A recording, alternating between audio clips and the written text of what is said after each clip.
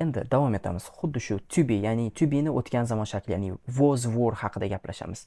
Was were ni bugun sizlar bilan negative and question form haqida gaplashamiz. Buni ja unaqa cho'zib o'tirmayman, chunki aytganimdek, to be bilan, ya'ni am is are bilan bir xil, faqat uni am is are biz was were ga o'zgartiramiz. Ya'ni am is ni was ga o'zgartiramiz, are ni were ga o'zgartiramiz. Shu xolos.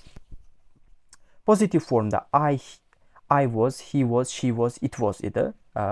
We were, you were, they were. Ya'ni bular uchun we, you, they ga were, I, he, she, it ga was ishlatamiz. Endi negativ shaklda shunchaki not ishlatamiz, not qo'shib qo'yamiz. Ya'ni I wasn't yoki was not, ya'ni was not deb ishlatilmaydi, ko'pincha short form, ya'ni qisqa shakl ishlatiladi. I wasn't, he wasn't, she wasn't, it wasn't.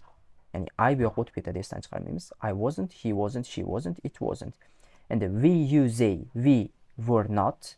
Endi short form, ya'ni qisqa shaklni ishlatamiz. We weren't, you weren't, they weren't. Endi agar shunchaki savol, ya'ni so'roq shaklini question formni yasamoqchi bo'lsanglar, was I, was he, was she, was it, were we, were you, were they ga o'zgaradi. Ya'ni shunchaki egadan oldinga was were chiqaramiz, keyin ishlatamiz. Misol uchun endi misollarni ko'ramiz. Last year Rachel was 22. O'tgan yili Rachel necha yosh edi? 22. So she's 23 now. Shuning uchun hozir u 23 yoshda. When I was a child, mani yoshligimda, qachonki men yosh bo'lganimda, I was scared of dogs. Man itlardan qo'rqardim.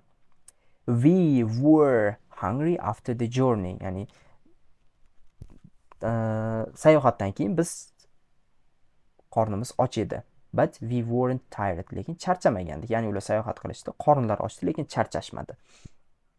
The hotel was comfortable. Nima uchun was ishlatiladi? The hotel it bo'ladi, ya'ni u mehmonxona. Comfortable.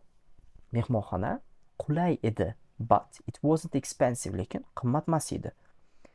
Was the weather nice when you were on holiday?